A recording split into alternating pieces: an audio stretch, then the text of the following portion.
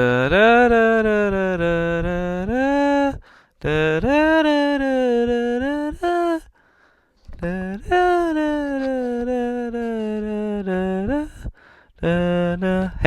everybody, welcome back to Movies and TV Shows on the Ball. Welcome to our official section called Delightful Disney, where I take a look at Disney films and talk about them. Now, this is my first solo outing talking about Disney films. Jay and I, in the past, did a discussion of the new classic Treasure Planet that was released in 2002 and Muppet Treasure Island. Well, since I've decided to kind of do some solo podcasts just to kind of keep videos coming in, I promised back about a couple months ago that according on my TikTok and on my shorts on YouTube that I was going to be covering The Emperor's New Groove, and the day is finally here. And uh, uh, and since I have Disney Plus, I can watch it anytime. Uh, I've kind of decided to look at The Emperor's New Groove just because it was one of those movies that I think uh, kind of came out really right after the Disney Renaissance. And for those who don't remember or know about it, is that the Disney Renaissance was a time when, at the time, this was probably back in the early 80s, Disney was really kind of losing money and they weren't performing as well as they did.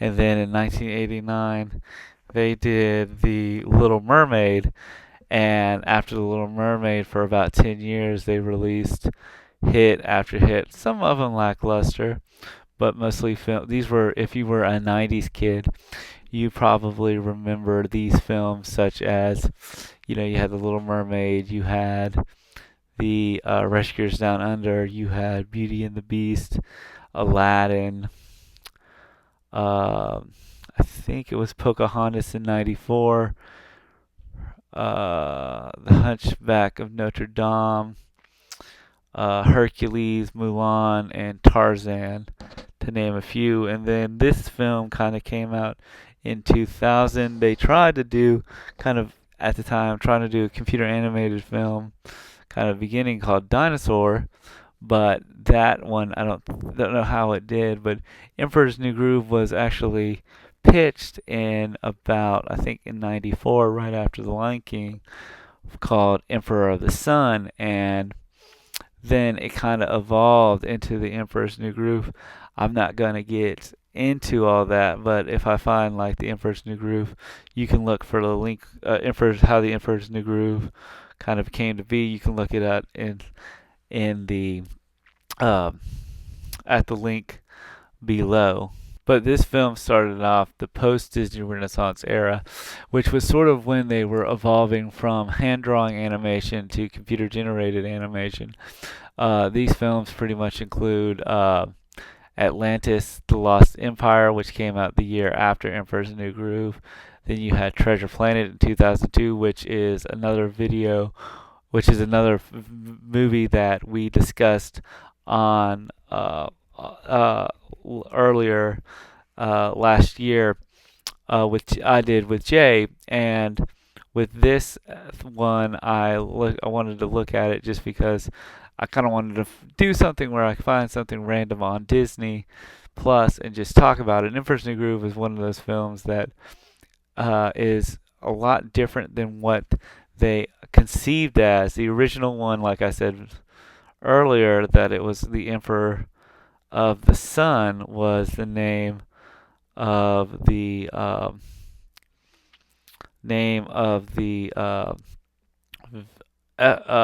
movie, and it slowly evolved into the Emperor's New Groove. I guess where I can go now, but I'm not going to get into that. I'll probably link the Emperor's New Groove kind of store. I'll probably find a link below that you can look up that explains Emperor's New Groove. I'm just kind of here to review the film. The film was directed by. It came out in 2000. It was. It came out in 2000, about December 2000. The film was directed by Mark Dindal.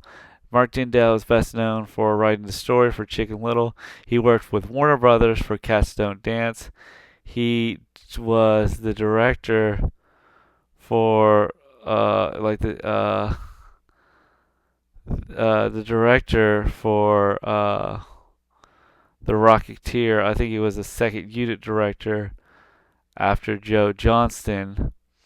Um, Recently, he's done visual effects for Looney Tunes Back in Action. He did the two Addams Family animated films. He was a visual effect for Osmosis Jones, which I will cover someday. He also did effects animated for Space Jam and Troll in Central Park. He's done Chicken Little was his last film, and Cats Don't Dance. He was also special effects for Pebble and the Penguin. So he's done a lot of animated films for a lot of uh, different studios. He was the effects animator for the Little Mermaid TV series that was on Disney. So he directed this film.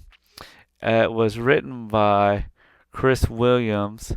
Chris Williams is best known for writing the screenplay for The Sea Beast for Netflix and DreamWorks. He wrote the story for Moana. He wrote the screenplay for Bolt. He wrote the additional stories for Brother Bear, additional storylines for Brother Bear. He wrote the story for Mulan, to name a few. It's also written by Mark Dindal. Mark Dindal did. Oh, I already talked about Mark Dindal. Excuse me. The screenplay was written by David Reynolds. David Reynolds is best known for writing a screenplay for Finding Nemo, additional screenplay for Atlantis: The Lost Empire, additional story for Mulan. He wrote the additional writing credit for The Jungle Book 2, which came out in theaters, and he wrote for Conan O'Brien as well. He did additional storylines for Toy Story 2 and Toy Story 3 and Bug's Life. So he's also worked with Pixar. So they had, and it was based on the original story by Roger Ailes. Roger Ailes was the story supervisor for Beauty and the Beast and the storyboard artist for The Little Mermaid. He wrote the story for Aladdin, to name a few. And then it starred, here's your cast, it starred David Spade. David Spade is best known for his roles in Saturday Night Live, but if you were a 90s kid, you know him as Richard in Tommy Boy. His other 90s roles include Black Sheep, where he worked with Chris Farley. He did work in one of the movies that I loved him in was in Dickie Roberts' Former Child Star. He did voice work as Ranger Frank for the Rugrats movie. He did additional voices for Beavis and Butthead, the movie. He was in Coneheads, so he did a lot of Saturday Night Live videos. His first role was actually Police Academy 4 Citizens on Patrol, and he also was BJ in an episode of Baywatch. David Spade is best known. He's actually started doing. Recently, he was in Hotel Transylvania series as well for his films. Then you had John Goodman. John Goodman is best known for he was in Roseanne, but for Disney fans, this film kind of brought him into being J.P. Sullivan Sully in the Monsters Inc. movies in 2001, so a year after this film came out. His other works include episodes of Saturday Night Live. He was in Transformers, Last Night, and Transformers: Age of Extinction, Kong Skull Island. He was in Monuments Men, so he's a very versatile actor. He was in Argo, And I knew him as Flintstone, Fred Flintstone in the Flintstones film, which I will be covering with Jay at some point. So we'll see him again. But he plays Pacha. He was also in Speed Racer, excuse me, Evan Almighty, and episodes of King of the Hill. They have a few, but he's sort of done very well in the voice actors. He was also the voice of Baloo in Jungle Book 2. Then you had the Kit. For those of you who don't know, the Kit was in was the original Catwoman in the 1960s show with Adam West. She was in Harriet the Spy. She voiced Miss Franklin in the Magic School Bus animated show. She was Old Lady Heckman in Ernest Scared Stupid, and she was also Catwoman in the Batman show, as I've mentioned before. Her other works include the Mission Impossible television series, episodes of I Spy, and she was in Cash Bash in 1948. So she actually worked straight through. I think her last role, so she kind of worked straight through till her death, to be honest. Then you had Patrick Warburton, who plays Kronk. Patrick Warburton I knew him as the bully in Joe Somebody, and also Agent T in Men in Black 2. He's the agent that Jay works with after K Laves, and he's the one where he they take on the worm in the subway station in Men in Black 2. But his works also include uh, he's worked a lot with Seth MacFarlane in episodes of Family Guy and The Orville. He was also in Ted 2, to name a few. He was in Ted. He did a lot of voice work for like Fairly Odd Parents. He did work in Get Smart. He did voice work for Call of Duty 4. He's a very versatile voice actor. Uh, he was also in Rebound with Martin Lawrence and episodes of Simple Rules, and he was in the live action The Tick that was canceled too soon from 2001 to 2002. He voiced Buzz Lightyear after the film The Emperor's New Groove. He was also in the bodyguard in Scream 3. And he was also a regular on Seinfeld, to name a few. So that's Patrick Gore. He plays Kronk, and Kronk actually showed back up in his own television or animated spin-off movie, Kronk's New Groove. Then you had Wendy Malik. Wendy Malik plays Chica. She was Dr. Rubin in Alvin and the Chipmunks movie. She plays Susan Sloan, the in The American Presidents with Michael Douglas, Martin Sheen, and Annette Bening and Michael J. Fox.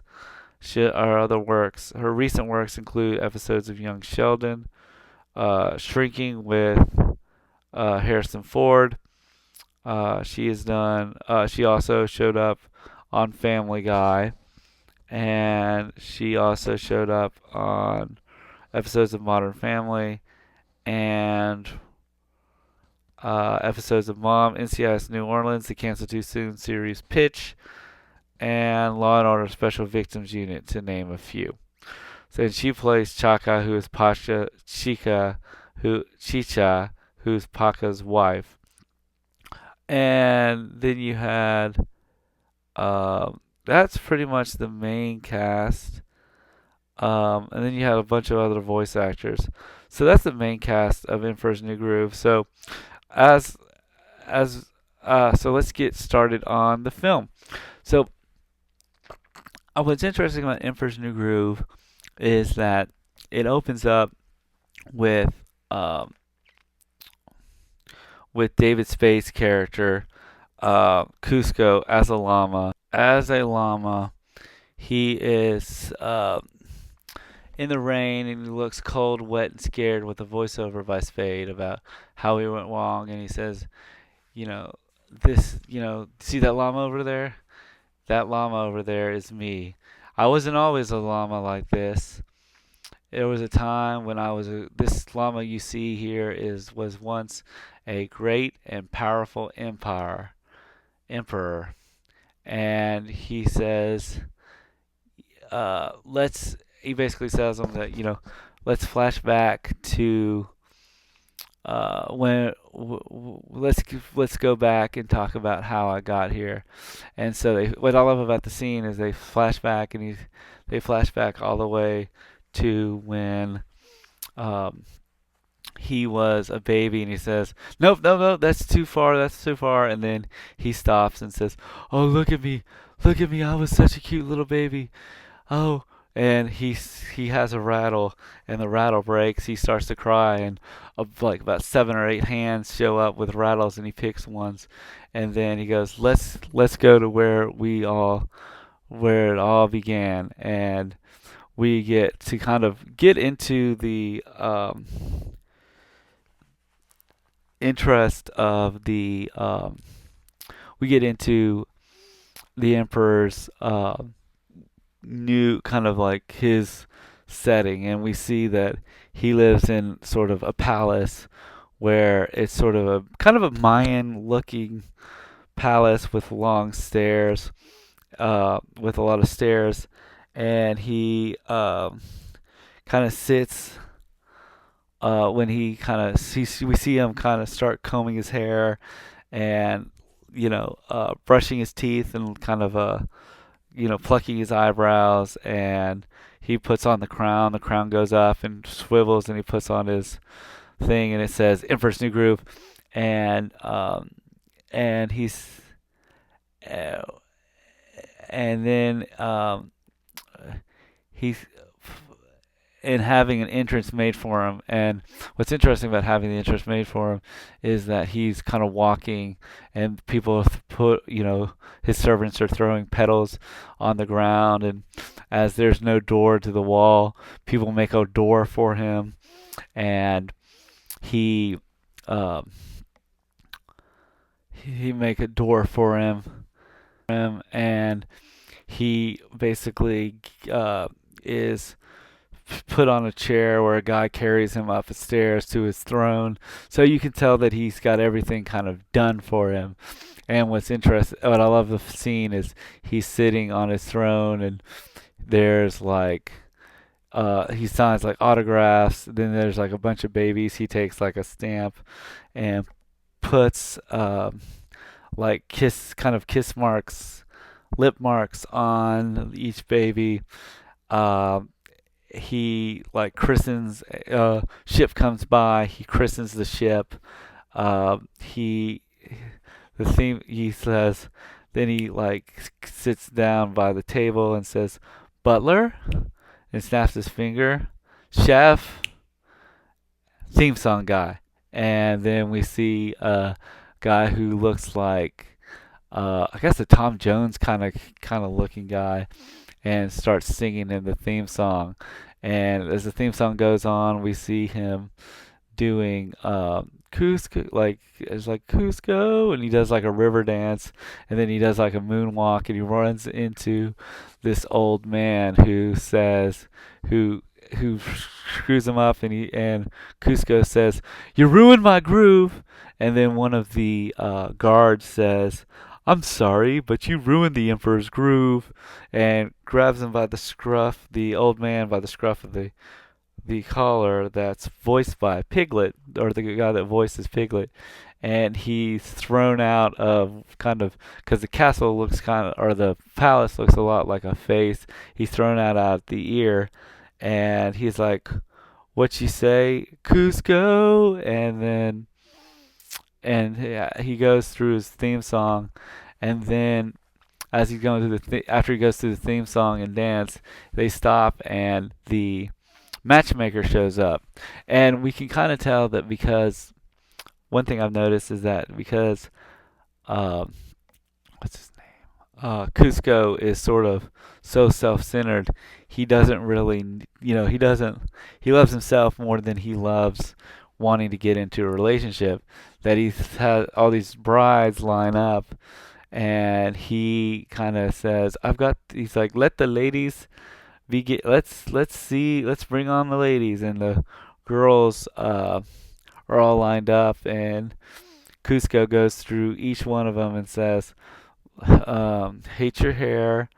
No, he sort of dismantles them one by one, and then he talks to the last one and says, "Let me guess, you have a great personality." And then he basically talks to the matchmaker and says, "Where do you get all these girls?" And what's interesting is that one of the girls standing in line just starts curls her fist and starts to walk up to him, and one of the maidens kind of stops her from doing it, and she's like, "Sir, I need to do," and then I'm sorry, if and Cusco's inner monologue says, "Won't this guy ever shut up?" Blah blah blah, and then, but I bet you want me to. Well, I want you to meet these two people that are going to ruin my life, and we get to see Yzma, voiced by Eartha Kitt, and Yzma sitting on the throne and talking to a peasant, and then and Cusco is basically telling us who Yzma is, and she's the royal vizier. In a way, she reminds me of a funnier version of Jafar as sort of the royal council kind of thing. And what I love about Yzma's look is that Yzma kind of wears a lot of black, purple, sometimes blue, and she's got kind of a spider kind of crown over her dress, and she kind of sits there and she's listening to this guy who is kind of talking about, groveling and saying, "Please help us. We need some food." And she's like, "It's none of my concern that you need what food." And then Cusco basically narrates and tells us who Yzma is and how she looks, and she says he says that he talks about uh, uh, Yzma's royal, like, kind of a right hand man. And one thing that's interesting is he says that this year's model, his name is Kronk, and we see Kronk, who's voiced by uh, Patrick Warburton, and you can see that he's big and or he's drawn really big, and he sees a fly and he's like, "I got it, I got it." And as he's looking, kind of the fly lands on his head, and he tries to kill the fly by slapping his head and gets knocked out. And as she's listening to him, she says, "Okay, now take him away."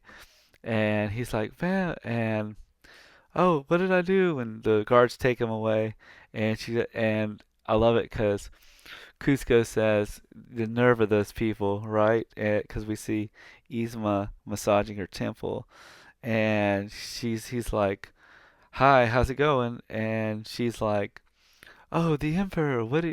It's a pleasant surprise." And the emperor says, or Cusco says, you were doing it again." And she's like, "Doing what? You were in my chair. I'm the emperor."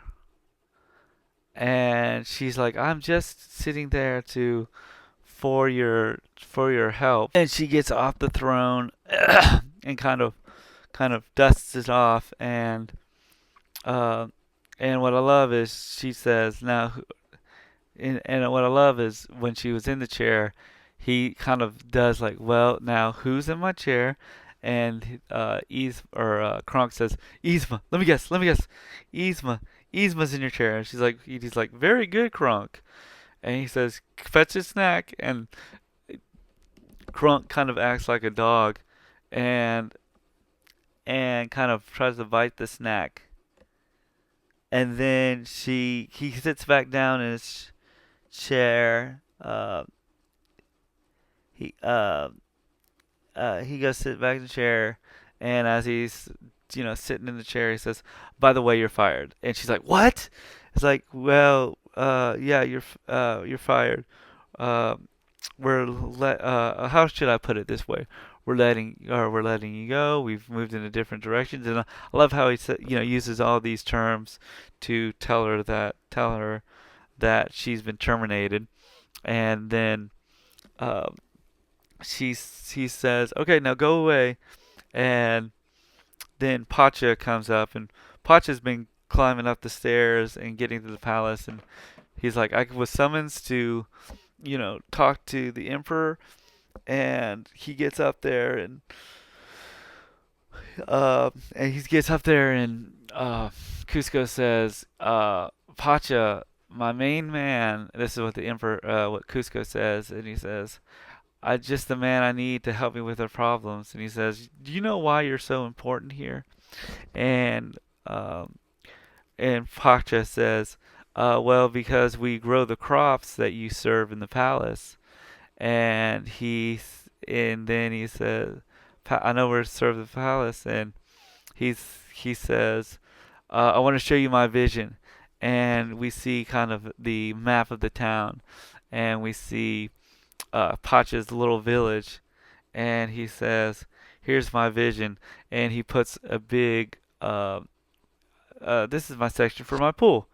And you can kind of see that he puts this gigantic brick model of a pool on the on his plot of land, and says, "Complete with water slide." And he turns on the thing, and there's a do do do do do do do do do do do do do do do kind of a carnival kind of sound that he makes. And he turns on a confetti burster that shows off confetti. And then uh Paka says, where are we going to live?" And uh Cusco says, "Hmm, don't don't know, don't care." And he says, "Wait, you can't do that." And the guards put on kind of shield him off from Cusco. And he says, uh, uh, he and he says, once I give the word, your town's gonna go bye bye." And he starts going bye bye, boo-hoo, which is a very interesting kind of uh, callback to David Spade when he was on the SNL. He did a skit where he would go bye bye, the bye bye guy from the airplane thing, and you've probably seen that before. But he's kind of taken away, and then or he's kicked out, and he says bye bye like the airplane skit on SNL. And Paka is taken away. Cut to Yzma, who is breaking with, and I love it, Yzma's and her area, her lair, and she is uh, breaking uh, breaking these busts of Cusco. And she's like, "I can't believe he did this to me. I practically raised him." And she's like a little to the left, and Kronk is taking all these busts of Cusco and then sort of putting it on kind of a whacking block. And Yzma is just taking a mallet and going towards him. Uh, how could that little worm do this to me? And um, she's upset the fact that it's like, and she kind of says, "I practically raised him." Kronk says to her that you think he would turn out better, and he accidentally suggested her getting rid. You could probably, and Kronk says, why don't you could probably, and he kind of accidentally says, it's not like you can kind of get rid of him, and Kronk is like, or Yzma's like, yes, that's it. I know what to do, and she comes up. Uh, um, uh, she kind of talks about, I know what I can do. I'll turn him. Like one of the things is, you know, uh, I could kill him with poison him with this. Um, so they go. So she's like, I know what we could do. Let's to the lab. And so they go to the lab, and she says, Krunk, pull the lever. And Krunk pulls the lever, and Yzma says, wrong lever, and falls down into the water. And she's like, I don't even know why you have that lever. And as she's walking in, there's a giant alligator that has like chomped on her dress, and she ends up smacking the alligator, and the alligator whimpers and runs away. And then they turn on the next lever, and both Kronk and Yzma get in like a roller coaster or like a water slide thing, and they go into their lab. And as they're going in their lab, what I like is they go through the water slide, and once they get out of the water slide, they jump into it, and we can see them all change their clothes, kind of looking like mad scientists with the goggles and like the long gloves. And she's like, I know what I can do. I'll turn him into a flea. Then I'll put him in a box. Then I'll put him in a bigger box. And then I'll mail that box to me, and I'll take a hammer and smash it. It's the perfect plan. And then she looks at, uh, uh, there's a funny line. Okay. And she's trying to figure out ways to kill Kusto using chemicals and poisons. And then she's trying different transformations. She starts by wanting to change him to Flea, killing him that way. Then she changed her mind and just decides to poison Cusco the night of the next night at dinner.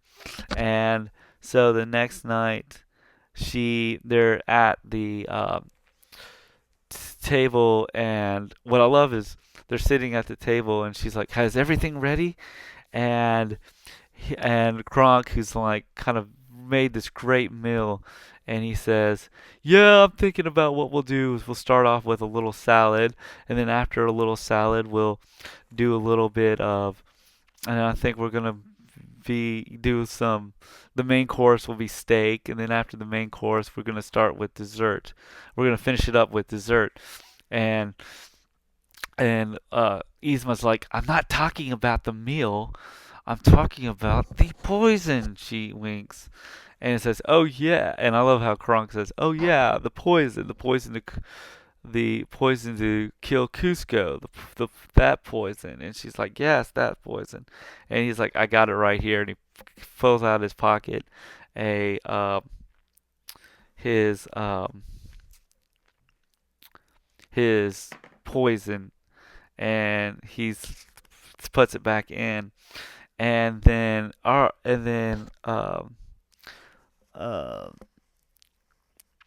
let's see. So then Cusco comes in and says, "All right, time for some grub."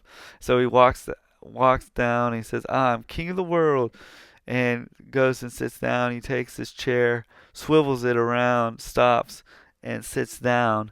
And they talk and says, "I am starved," is what Cusco says.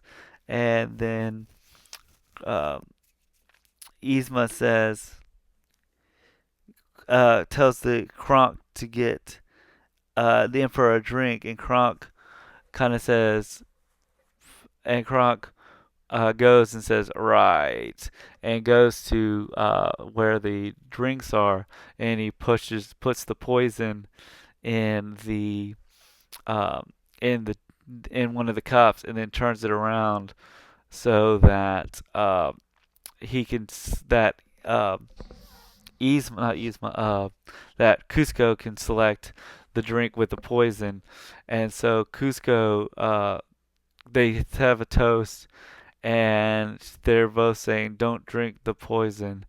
And Cusco drinks it, and they all kind of, I love it how Kronk looks like he's drinking it, but he's pouring it out, and Yzma's like drinks it, and I love how after they when they toast, she says, "Long live Cusco." Then Cusco drinks it, and he's like, "That was good," and then tasty, and then he plops down on the ground, on the table, and she's like, "All right, Cusco is dead.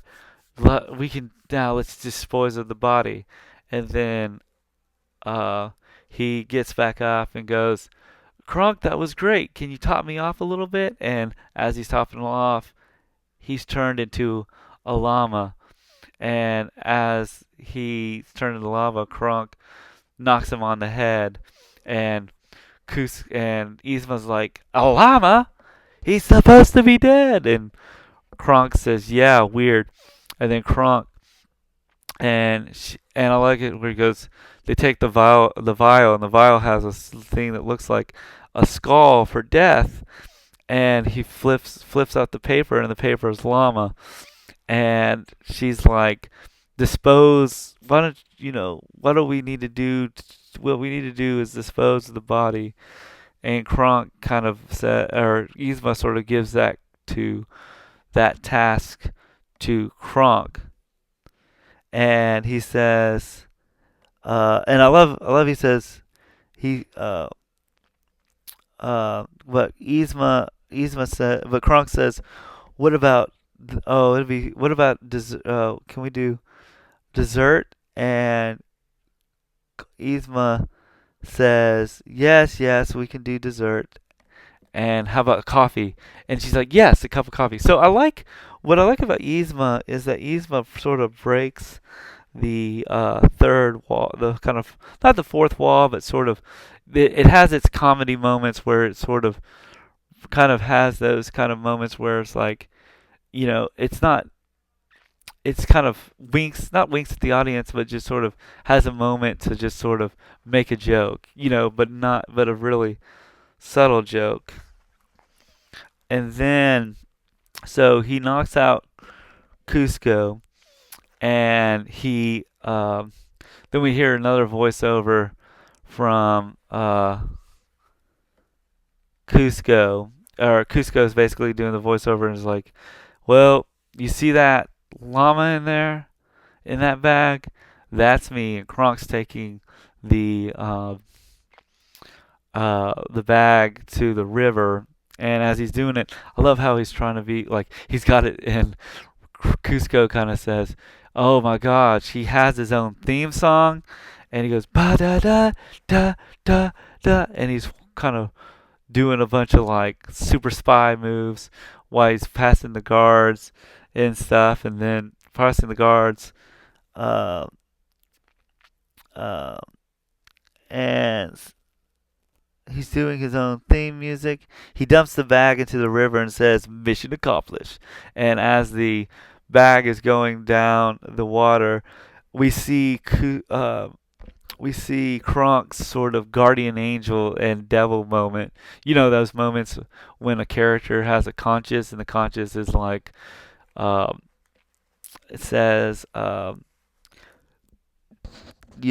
the angel and devil on the left and right side, and shoulder anger, a plot device to represent the conscious. When he realizes the bag is about to go down the waterfall, his angel devil appears. The angel says, "You're not going to let him die, are you?" And then the shoulder devil shows up and tells him he's going down the path that rocks. The angel says, "You come off it." And they both tease each other.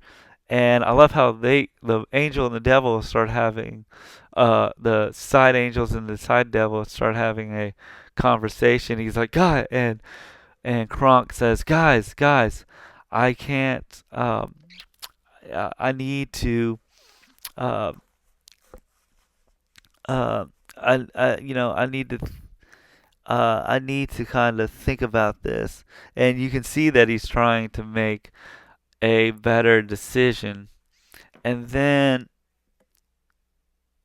uh, uh, then Kronk tells them that for Panics carrying Cusco in a bag, it rolls over in his hand down the stairs into, and as he's trying to make a decision, and he says, so he makes the decision, and as he's walking down the stairs, he trips, and as he trips, the bag that's holding Cusco falls down the stairs into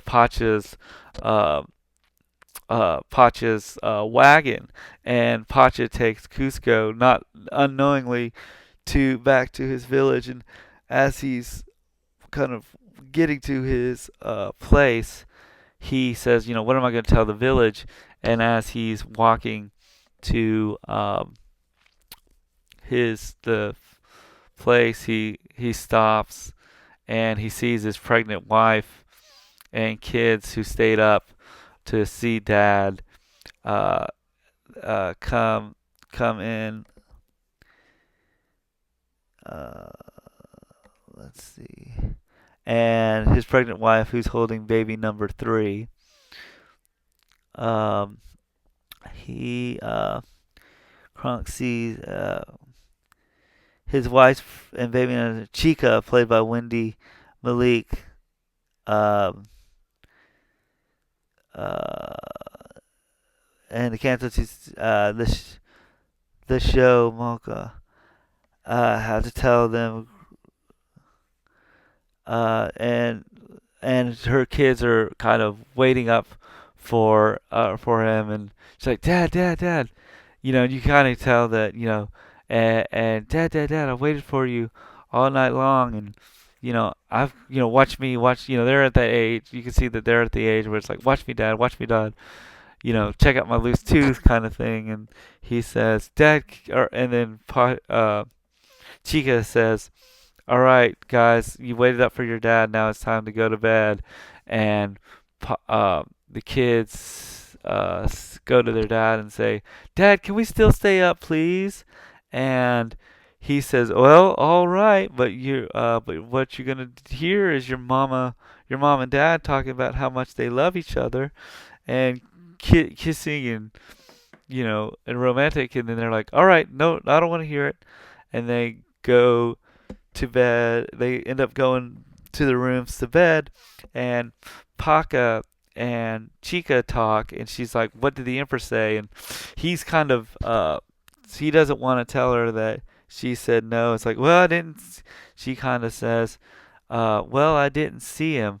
And she says, so you went into town, and he didn't have time for you. And he said, if I was her, if I was her, or if I was, if it was me, I would go down there and march in there, and give him the peace of my mind. And she's like, and Paca's like, yeah, but just think about the baby. Uh, and then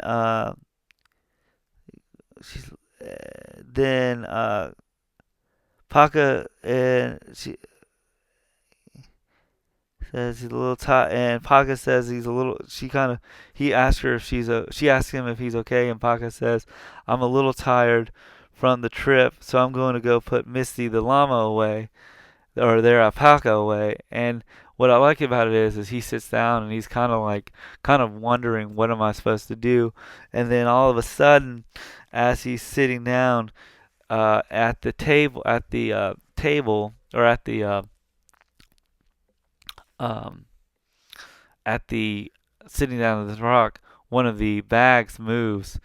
And what I love is the bag moves, and he opens the bag, and the llama comes out, and he says, ugh. And there's that line that David Spade says is, no touchy. And uh, um, um, Haka says, Demon Llama, Demon Llama. And she's like, where? And the other real llama says, boss. And he runs away, and he tries to run on 2 feet, and as he's running on 2 feet, he trips and stumbles and hits his head. Cusco does, and he said, and then Cusco's like, you know, who are you? And he's like, I uh, and I'm, where am I? And I know who, I know you who, and then he's like, I know who you are. You're that wimpy peasant. And uh, Paca takes two and two together and goes, Emperor Cusco? And it's like, what happened to you? And he's like, I don't know. You're the one that turned me into. You're the one that kidnapped me. It's like, why would I want to kidnap a llama? And I like David Spade's line and says, I don't know. You're the master criminal. And he says, you're gonna take me to the palace. And he kind of tries to get on 2 feet, and he's kind of stumbling. And he says, "You're gonna take me to the palace, and and you're gonna get me out of this body and fix me back." And as he's walking, he says, "Come on, Paca, you're gonna help me, aren't you?" And Paca kind of stands up for himself and says, "No, why don't you build your swimming hole somewhere else?" And the emperor kind of or Cusco says, "Do you want to run that by me again?" He says, "No, I'm not." And I love how John Goodman, or not John, Paca sort of stands up for himself and says, you can build your summer house somewhere else. And he says, fine, I'll just go by myself into, into, and just kind of take care of myself. And as he's heading down the path, Cusco's heading down the path. Paca's like, I wouldn't do that if I were you. And she's like, and Cusco's like, I'm not listening. La la la la la la la. And he's like, and Cusco's like, or uh, Paca's like, there's jaguars in there, and it's like, yeah, yeah, yeah. I'm not listening. It's like, no, it's not safe. So he really kind of cares about him.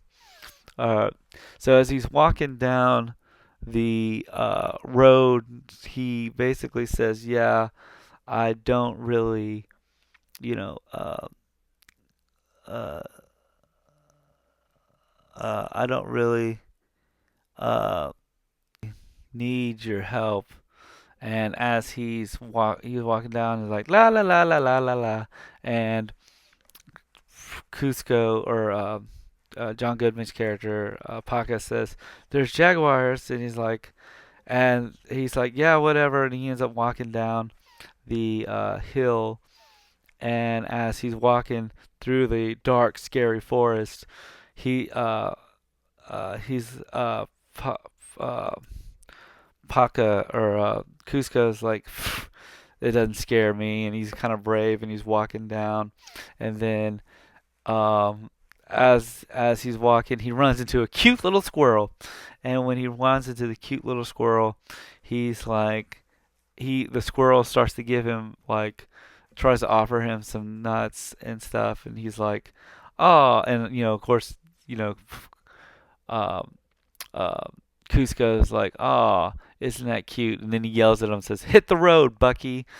And he ends up kind of walking through the forest, and he trips and falls, and he ends up in a lair of jaguars.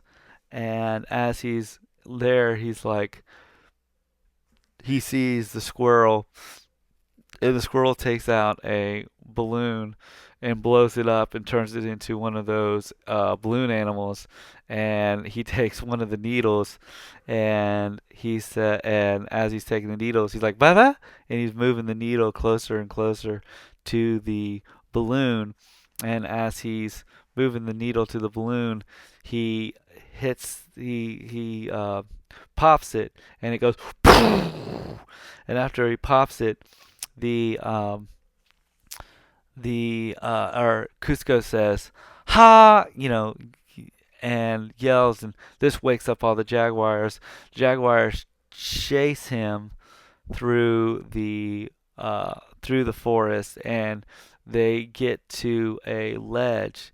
And as he gets to the ledge, you see Cusco. This is his demise, and he's about to get eaten by or not eaten, but beaten by the jaguars. And as he stands there, he hears a Tarzan yell, "Oh!"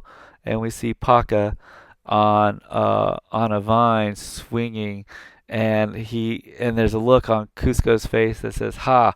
Now, and he flies past them. Then he flies next to him and catches Paka, or catches Cusco, and they get strung up and kind of roped around a tree, and then the tree breaks, or the tree breaks. He says, "This is fine, this is fine, this is fine." And he says, um, "Don't worry, Your Highness, I'll get you out of here." And the tree breaks, and as the tree breaks, the the the tree falls into a river, and as they're going down the river, uh, uh, they end up next to a waterfall.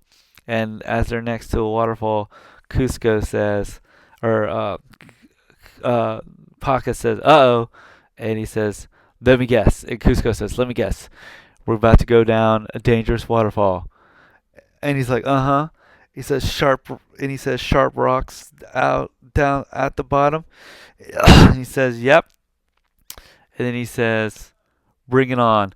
And as they're going down the waterfall, they say, "Booyah!" And they fall and splash in the water. And the splash in the water unties them and breaks the piece of wood. And Paka swims out and says, "Your Highness, Your Highness," and then uh, finds the Cusco drowned.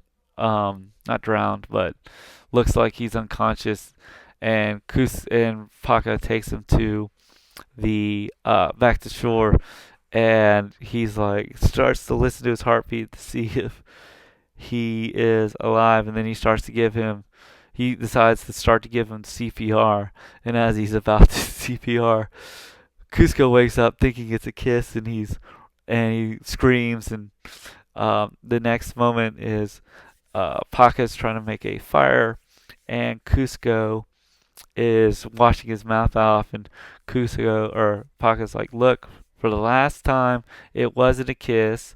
And you know and he starts saying, "I think we've got out on the wrong foot." And then Cusco says, "Oh yeah," and he kind of spits on the fire, and it burns out the fire. And they kind of have a moment. Uh, they have a moment where they're talking, and he says, "Look, you're gonna take me back, Well, I should take out the mouth." Well, Pancho is sitting at the fire and tells him it was not a kiss, and Cusco thinks it was. He spits it out on Paca's fire and tells him to take Cusco back to the palace. Then he shakes off the water, and it takes out the fire. So he spits out the fire, and it takes out the fire, uh, which is orders him, and then Cusco orders him to take him back to the palace and work on Cusco, as so he can go back and work on his Cusco Cotopia. And Paca says, "Look, we got on the wrong foot." And Paca tries to convince Cusco to build his summer home somewhere else. Paca tells him, "How can you be this?" And he kind of, what I like about it is Paca kind of tries to put him in his place and says, "How can you be this way? How he can be this selfish?" And then Paca tries to convince Cusco to build his summer place, somewhere else. Uh, Paka tells him way in that he that you care about the building stuff for you, and how he only cares about that. And Cusco tells him that everyone in the kingdom gets it, but you. And so they have kind of a bicker between each other, uh, uh, and and and then Paka kind of says, "One day you're going to live all alone, and all you'll have to do is blame yourself." He tells Cusco, and it's kind of his way of telling Cusco to basically change and kind of, become a better, change his mind. Uh,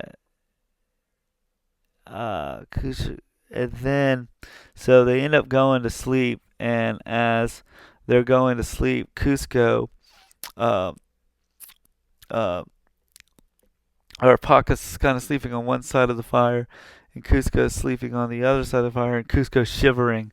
And Paca does kind of the most noble thing by giving Cusco his blanket, and Paca goes to sit by the fire to warm up.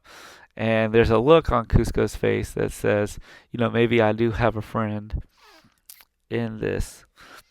Uh,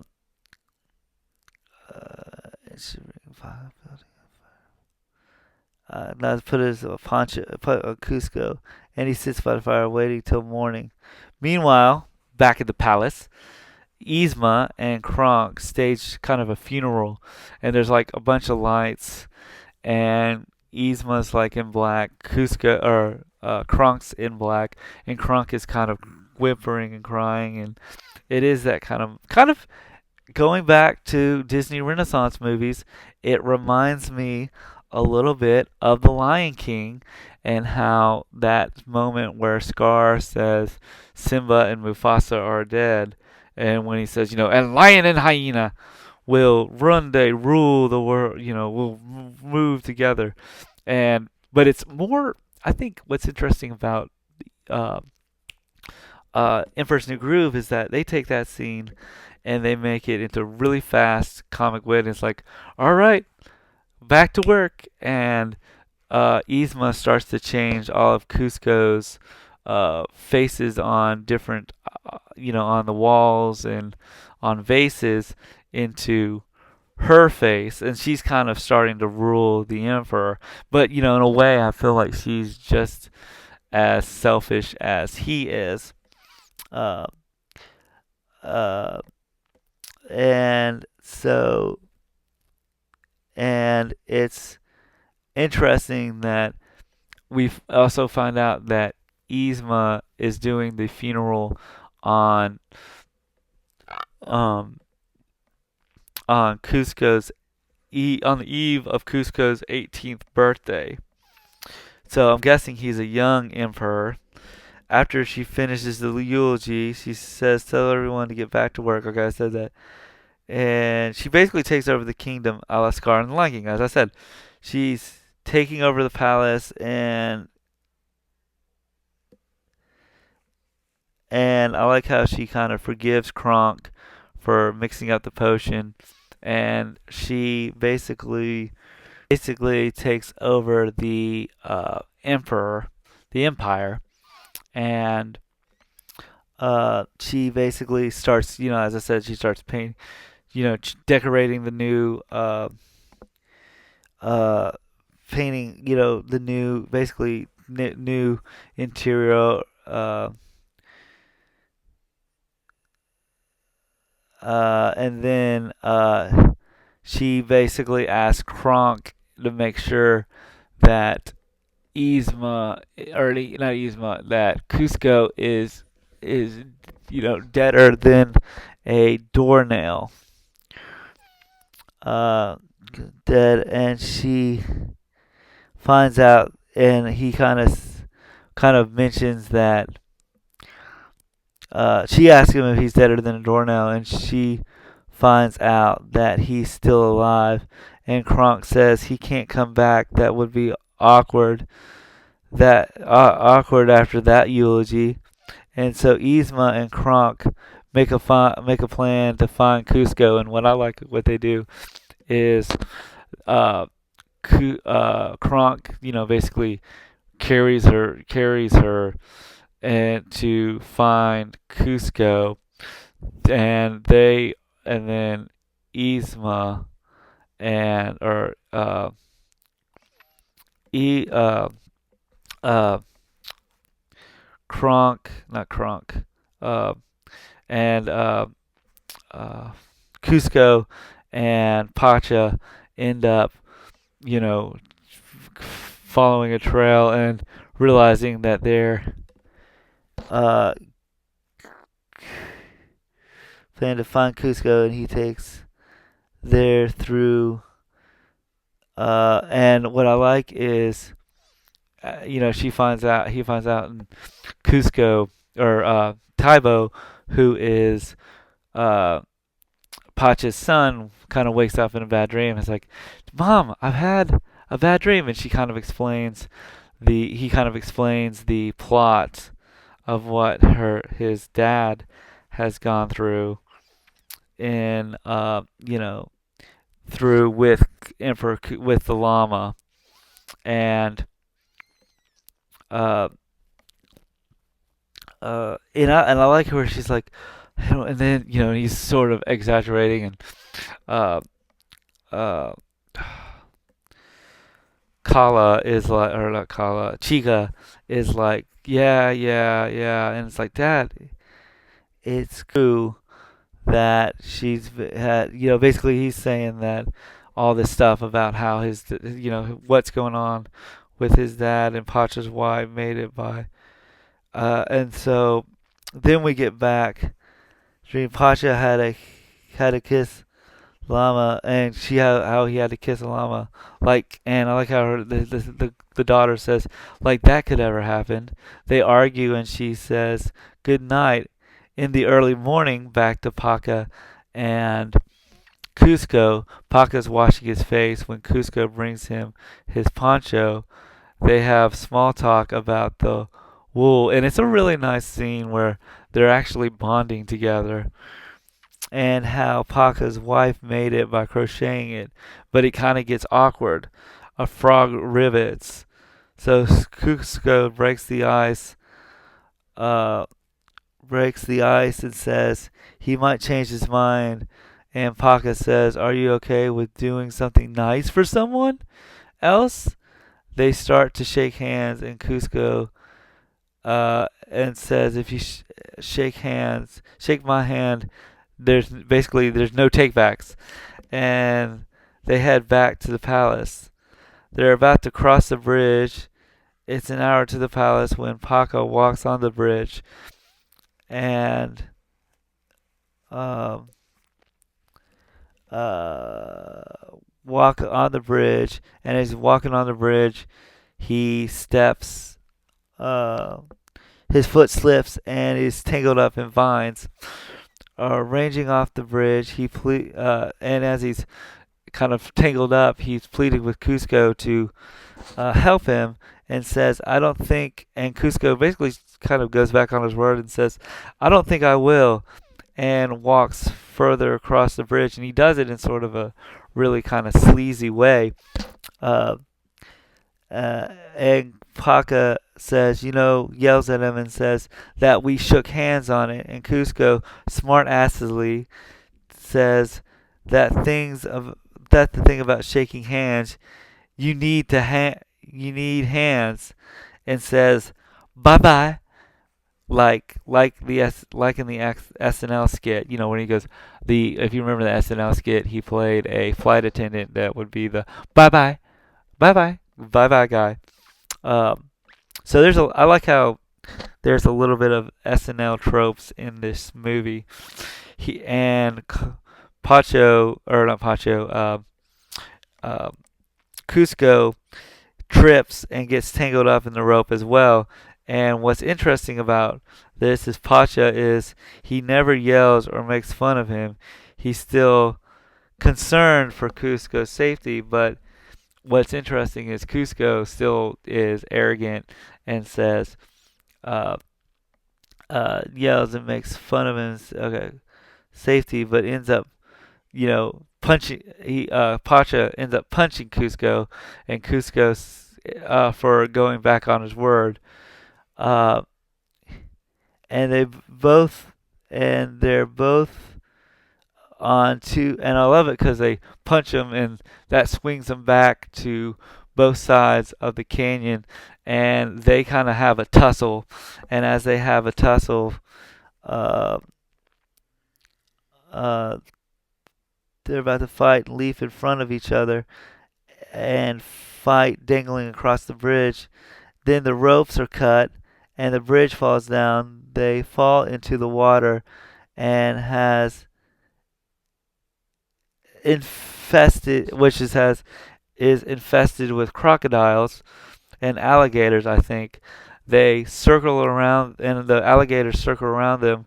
Both Cusco and Paca leaks circle around them, but they're kind of in between the, a rock and a hard place, literally. And they kind of pull on, kind of link arms together and the uh, climb up the mountain together. But what ends up happening is Cusco gets, let's see, uh, uh, far from, and Pacha's trying to reach. You get the rope to trust him to get Cusco. Get the rope to get Cusco uses. So basically, they're kind of climbing and he's grabbing the rope and Cusco's using kind of uh, trying to push Pasha to kind of grab the rope. Uh, um, Cusco head ends up, and then Cusco's head gets stuck in a crack in the mountain. That also in the mountain, also the rope gets stuck on a tree. Pasha pulls up the rope, and out falls scorpions on his back. He tries to knock them off, but by doing so, wastes it wakes up a family of bats that fly off. They do a 180 jump and land on the other side of the bridge. Paca realizes that Cusco saved his life. Cusco tells him, "Don't read too much into it. It was just one time." And I like how when he lands on he's like, "Go, go." He kind of does that. Go Cusco, it's your birthday. It's your birthday. It's your birthday. Go Cusco, it's your birthday. It's your birthday. All right. And then and Cusco and Paca's like, "You saved my life." And realizes that Cusco lets continue. Okay. Still taking it. And as they get on after they get on the mountain and he saves his life, and he's like, "Well, the palace is just 3 days away, so we better get going." And Cusco's like, uh, "Wait a minute, are you really going to come with me to the are you really gonna help me to the palace?" And he says, "Yep, I swear, I told him I would. I told you I would. I keep my promises." And then we go back so they head up to the mountain to back to the palace. Uh, um, Palace. He did say, "I checked on it and continued the journey." Meanwhile, Esma uh, is still on the lookout for Yzma is still on the lookout for Cusco and has searched every near village for them.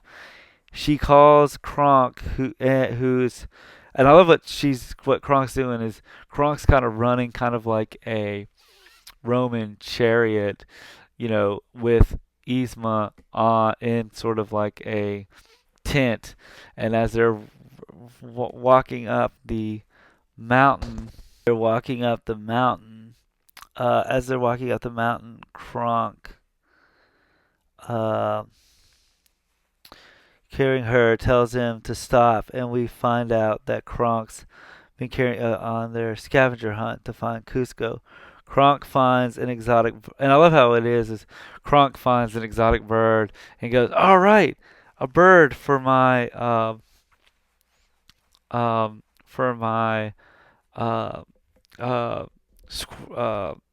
Boy Scout thing," and he kind of crosses it out and goes and uh, crosses it out and goes, "Okay."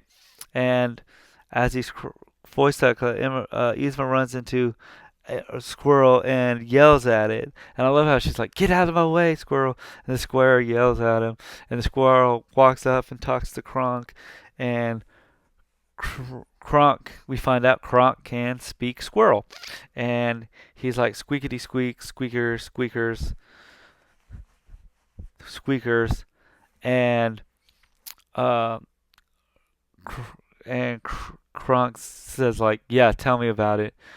And he, as the squirrel starts to want to talk to Yzma, and as so she walks away, and he's like, a little further, and Yzma yells at Kronk, says, ask him where the talking llama went."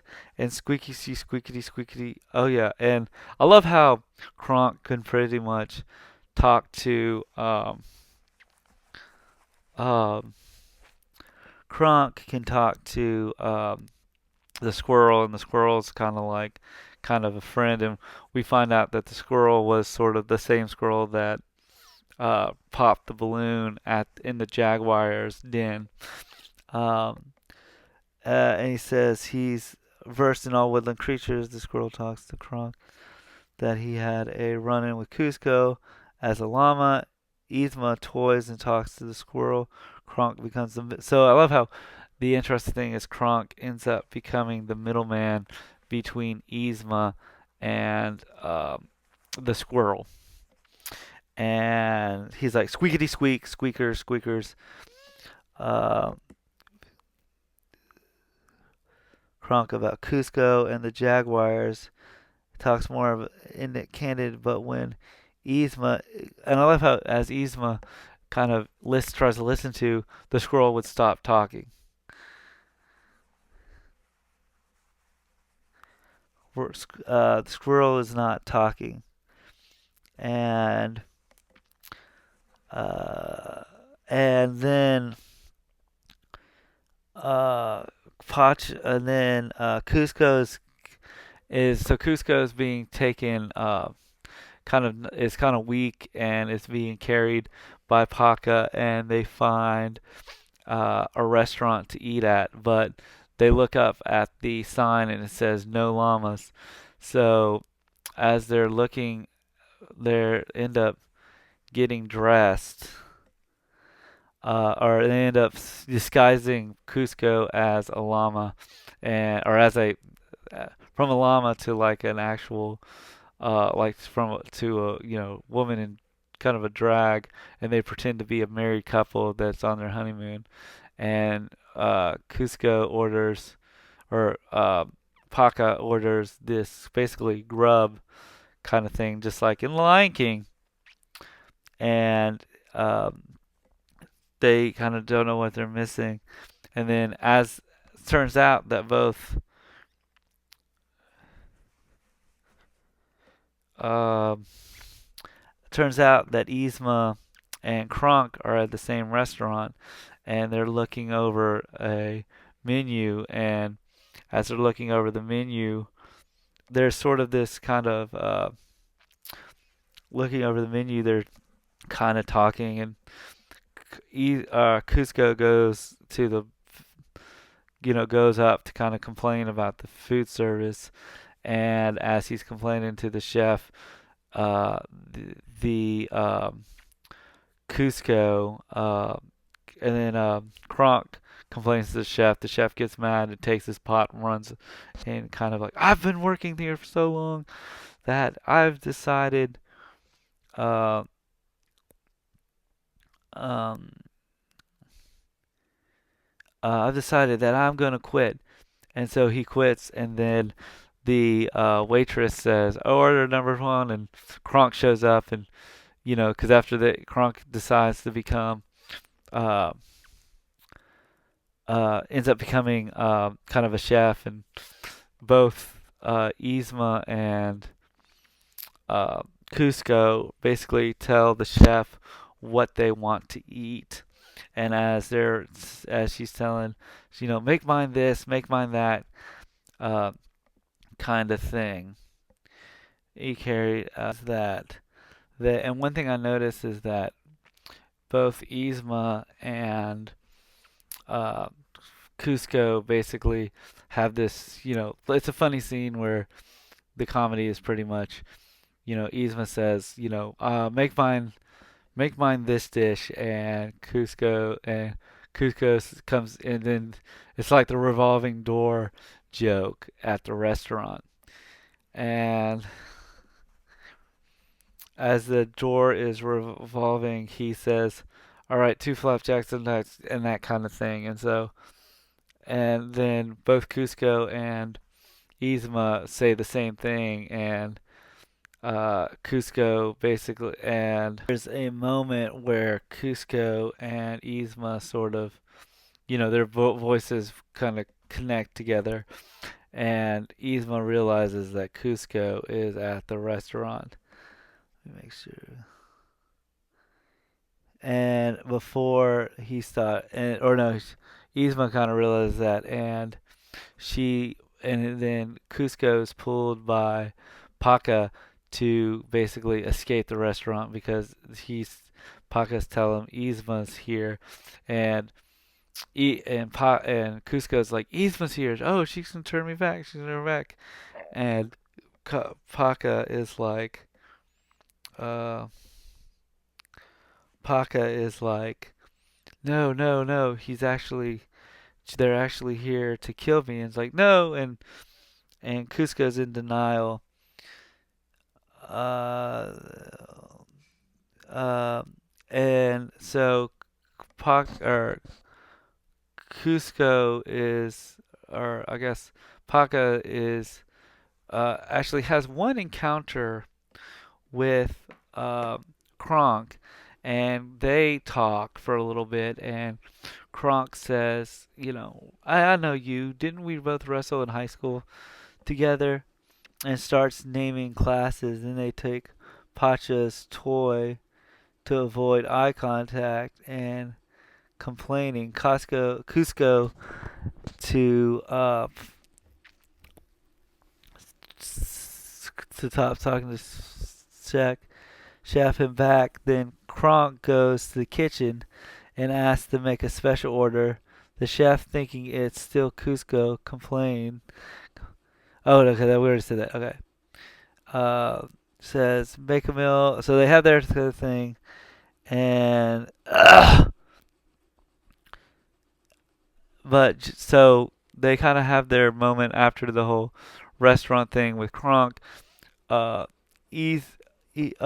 Paco tells the waitress so they can escape that it's Yzma's birthday, and then the waiter's staff come in and say, happy birthday you, happy birthday, happy birthday to you," and they put a sombrero on Yzma, and this is a way for them to escape. Pancha and Yzma, not Pancha and Yzma, Pancha um, and Cusco escape, and Yzma sees them walking out the door. Uh, and what I like about the birthday thing is that um, that Kronk is like, I can't believe it's your birthday. You never told me. So then, uh, uh, Cusco and Paca go and run back to Pasha go back to Paka's house as they're climbing the stairs to the neighborhood. Two elderly men are okay. So well, first first they have kind of a heart to heart, and and there's that line that says, "I'm tired. Are you tired of being a llama?" And the llama, and he says yes. So they head to Pacha's house. As they're climbing the stairs to the house, two elderly men who are playing checkers say that Pacha's relatives stopped by, and Pacha's like, "I don't have any relatives," and we find out that that Yzma is pretending to be Pacha's cousin's brother, sister, step sister's great aunt, and she sees Kronk, and I love the fact that we see Kronk is, and she's trying to, stall time. Yzma is, and Kronk is uh, doing uh, uh, double dutch with the kids, and Kronk and Yzma kind of talks to Kronk and says, "Kronk, we need to talk." He's like, "Okay," and so she jumps in. I love how the fact that she jumps into the uh, uh, she jumps into the uh, jump rope, and they play jump rope, and she says, we need to uh, uh,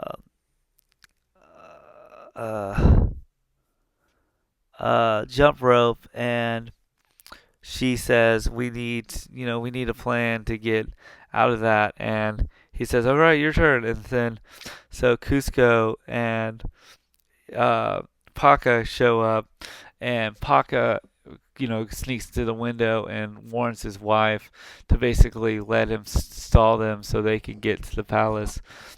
And what I love is we see Kronk dude play jump rope with the kids, and you can see that he's like, really good. He's really good with kids, and I love how he's like, jumped off and dropped his head.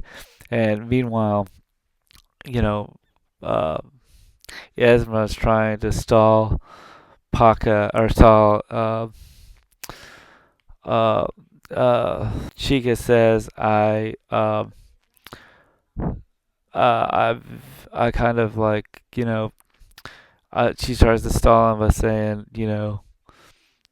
stall him by saying, I, I can get you to do something. So Esma ends up dropping a cup, and basically she uses that for a way to talk to Kronk in the double dutch jump rope area, and which is kind of sad because she drops the cup, and Cheka has to pick up the um, cup. So anyway, so she picks up the cup. Esma and uh, Kronk jump in the jump rope, and they say she's thinking that she's hiding something, and they're talking, and he's like, "I've got 94 monkeys to go," and I like how the animation jumps from back and forth,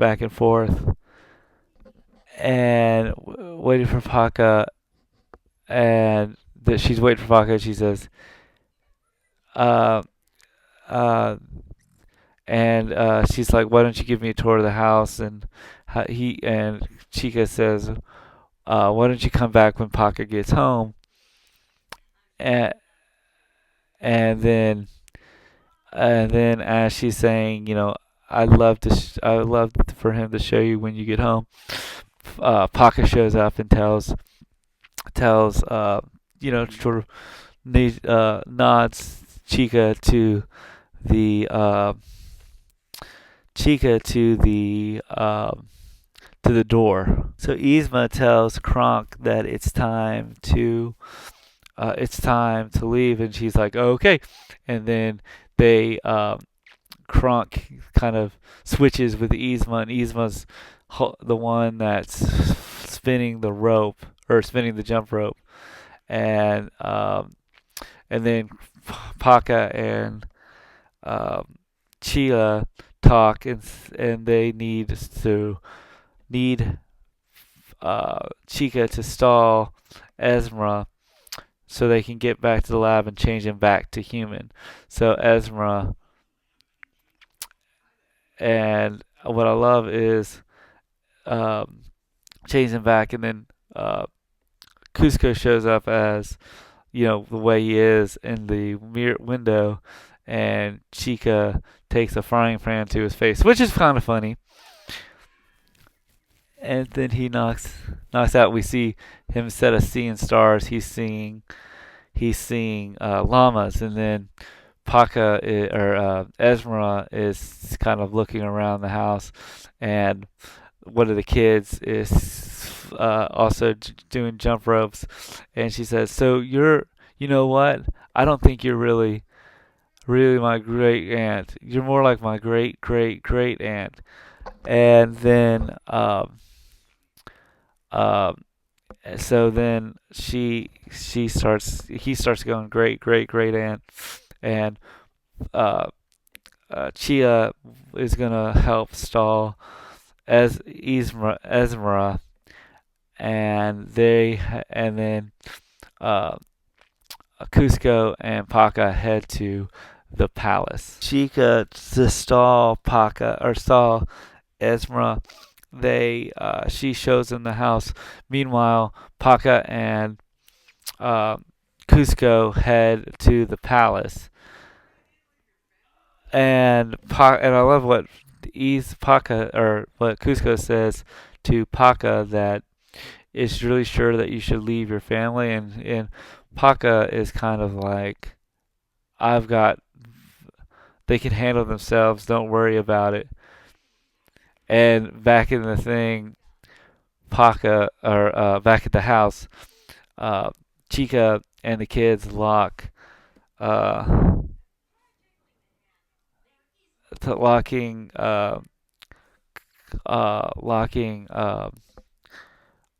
Kronk and Esmera in the in one of the closets, and they say, start, jiggling the handle, and Esmera's like, there is no handle, and they put the doorknob back in the door, and all right, she says, all right, kids, 1, 2, 3, and the kids, they open the door, and the kids, or the Esmera, and ends up running out of the, and she said, if you tell us what the llama is, we'll break down the house, and we won't break down the house, and then she tells Kronk to break down the door, and Kronk's like, are you kidding me? This is great mahogany, I'm not gonna break it down.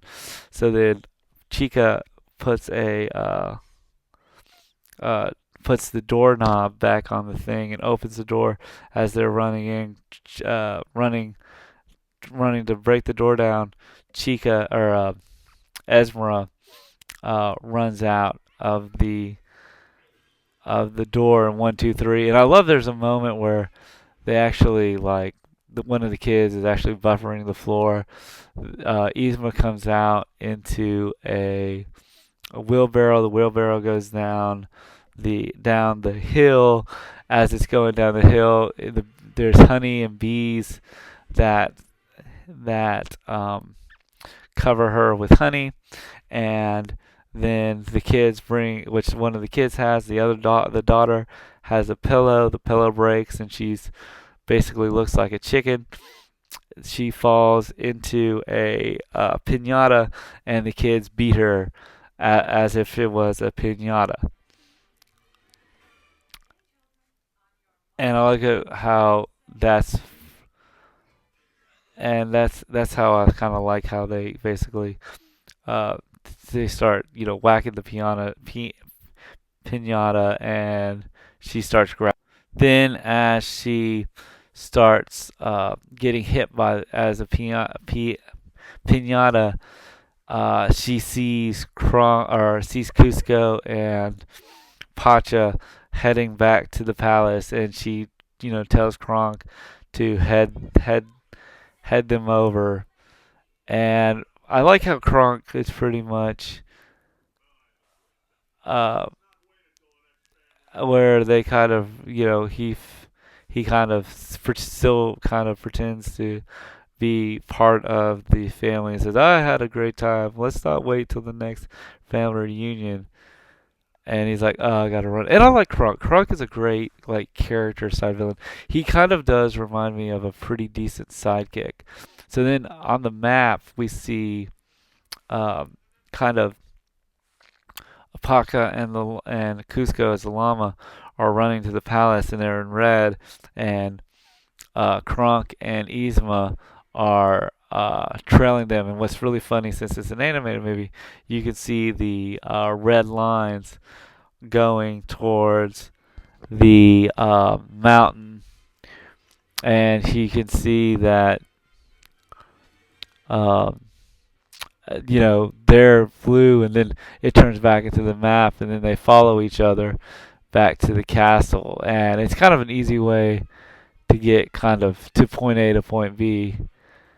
And then Kronk or Cusco and Pacha do a uh, kind of put a what is it called? Shoot an arrow in the rope, and they end up going, kind of swinging through the canyons, and then Cusco bites the rope, and they end up headed. And then what's really cool is as Kronk and Yzma are running to catch Cusco, they change his um, uh, chariot into a flying machine. So that was kind of cool. And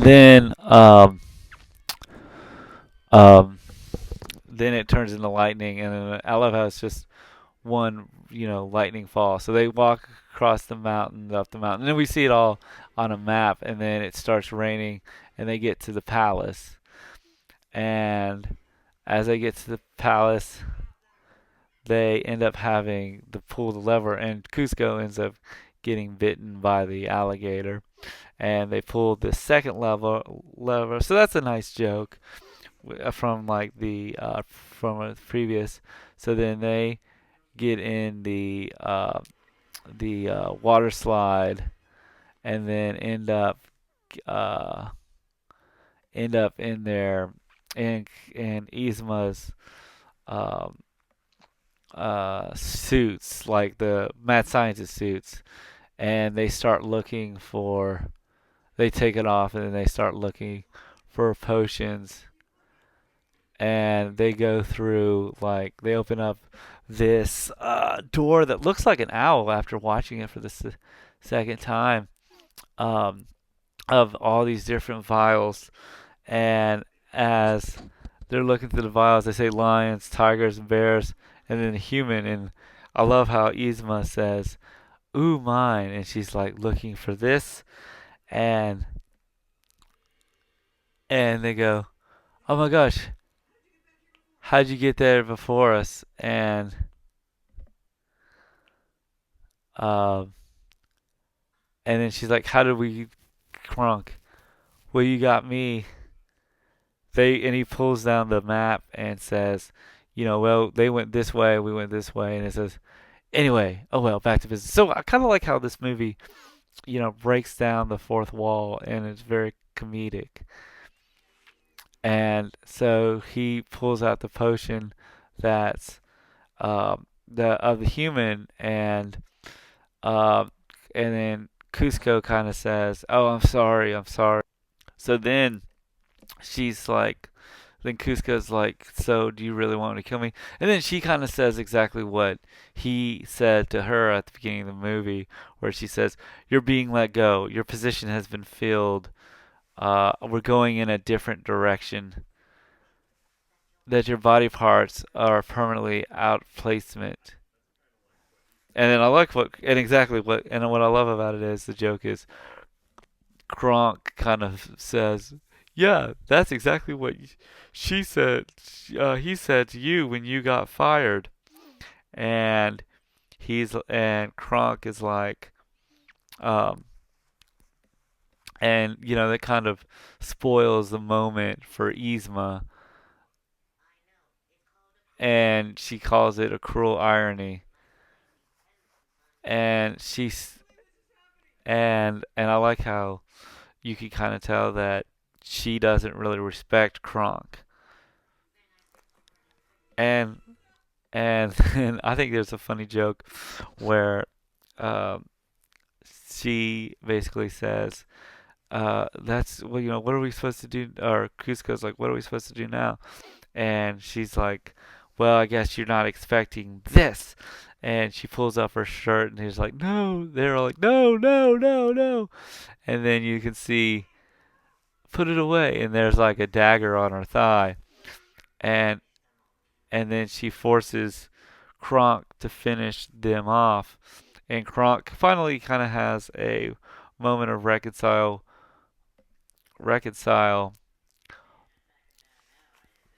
where the devil, the shoulder devil, and the angel shows up, and the devil, the side devil shows up and says, "You're not backing down, are you?" And he looks at him and says, "Where's the other guy?" And he's or what's his name? The angel said, "Yeah, sorry, what did I miss?" Well, Yzma just tossed me this knife, and I love how he's like starts talking to his angel and devil about kind of what's been going on in the story, and all of a sudden they shoot back to where is um, Yzma is looking at Kronk, kind of go as if they're going crazy, and uh, and they kind of and she's looking over at Paca and uh, Paca and Cusco, like as if they know exactly what's going on. And Paca and Cusco look like, I don't know, I've never. This is kind of weird to us too. And they kind of shrug. And then what's interesting is um, that Yzma sort of basically belittles Kronk by saying you can't do this one simple thing, and she starts kind of belittles him by calling him a monkey, talking to him like she's calling him a monkey, and a really really big stupid monkey named Krunk, and she kind of belittles him and tells him that his cooking is bad, uh, and she um, she basically says I never really liked your spinach fudge to begin with, and this completely belittles Krunk, and he starts to cry, and then this is kind of where Kronk kind of turns around, and I love how he's like he's going down. The devil kind of says the side devil says that, and Kronk, and then the Kronk's angel side says, in the just reward, uh, uh, the above will come down, and they look up, and there's a light, not a light, but a candle chandelier, and Kronk cuts the rope, and it falls down Yzma, and that didn't do anything because it goes straight, and then she goes over to the goes to a place where it's the lever, and she pulls the lever, and Kronk goes down the well, and then they fight off each other to with the human vial, or the vial with the human potion, and she ends up Yzma starts falling in front of the in front of her chest full of potions or vials of potions, and she ends up uh, uh, all the vials start. She ends up falling. None of the vials are down, and then she pushes all the vials onto the ground, and she says, "Oops, clumsy me." And then they start looking for it, and they can't find one. And then she then calls the emperor's guards, and the guards come, and she kind of puts the murder of the emperor on Paca and Cusco, and as they're they're they pick up all the vials and start to uh, run off. And then what I love is Paca puts the pushes the a desk full of the potions onto them, and they potions all turn them into different animals: a pig, a warthog, uh, a gecko, a ostrich, a ape, and what's it called? A octopus. And then he's trying to turn Cusco back into a human by giving him different potions. The first one is um, a slow turtle. The next one is then they slide on the banister, and he turns Cusco into a bird, but it looks a little bit like Iago, that's red and yellow. And then they fall, and then he carries them across the way, and then Cusco decides to take the next one and turns into a giant whale, and that breaks the bridge, and they're in the water. They then are into the canal, and the whale um, and the whale gets and then Cusco as a whale, breathes water and then turns back into the llama again. And I love how he's excited because he says, "Yay, I'm a llama again!" Llama again, and then the climax takes place. They drain the water that actually comes out of the statue that looks like a face, so it comes out of the nose. So the guards that are all dressed up as are all transformed into animals. Uh, uh, Go down the pipeline, and we kind of have our they all and all the guards fall down on the ground.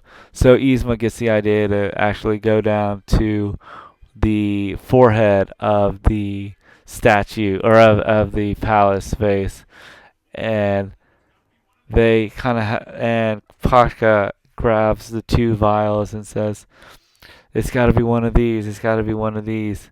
And they fall, and Yzma and Cusco run towards the vials.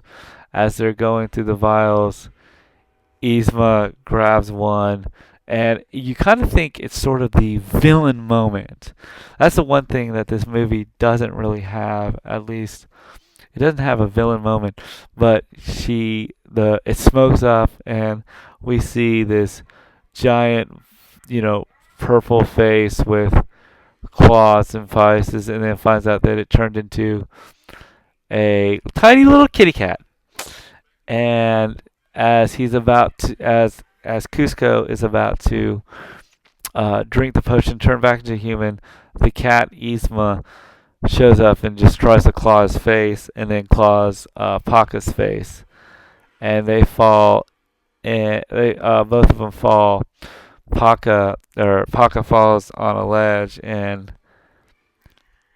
um, and then the cat tries to claw claws the face of what's his name of of Cusco, and then Paca is kind of hanging on by a thread on um, the table, and Paca's like, "Drink the potion," and he loses it. Cusco loses it and lands in the hands of the Yzma's cat, and she's like looking for this or this. And I love how she kind of breaks the fourth wall and says, "That's my voice," and it's squeaky, and she says, "Oh well." And she said, and he says, or she's like, "Don't drop it, drop it," and she's like, "I'm gonna drink it." Well, I says, "Once I turn back into my beautiful self," and she sort of starts saying that she's gonna turn back into herself. She's going to, basically take care of Cusco. So she tries to open the vial.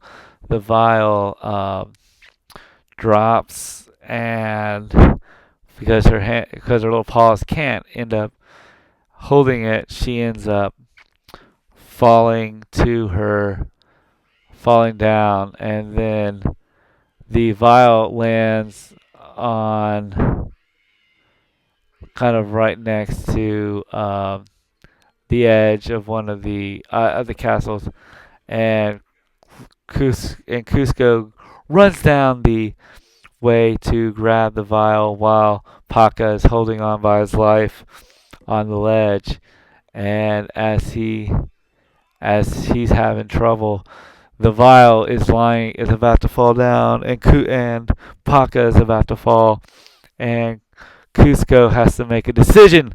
What does he choose, the vial or Paca? Find out on the next episode of The Emperor's New Groove. So he has this moment of chance. So he reaches out for the vial, and Paca is about to fall, and as he's about to fall, his fingers left. He's about to fall, but he's grabbed by Cusco, and Cusco saves him, and they have this moment, and then the vial falls. Then the cat ends up falling, and then bounces back up. And I love how they're bouncing back up because there's some trampolines for some reason, and I love how it sort of breaks that wall or breaks that tension where she falls down, and one of the guards says, "And we didn't order any trampoline." And she falls in, drops the trampoline, comes back up. So the cat goes back up, and they see the vial. And so Cusco and Paca, as the same way they climbed up the rock mountain, they end up locking arms again and climbing up to grab the vial. And it's this moment of friendship while they're climbing up the vial.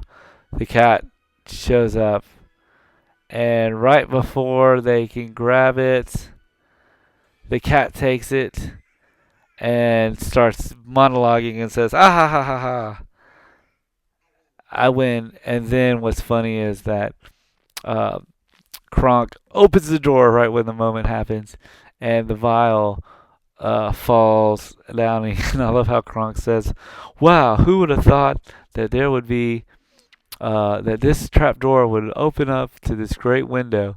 So Paca grabs the vial, and he says, "Got it." He says he's got it, and got it. And as they grab it, they hug. He gives him the potion, or the vial with the potion, and Cusco ends up drinking it, turning himself back into a human. And he says, and then we kind of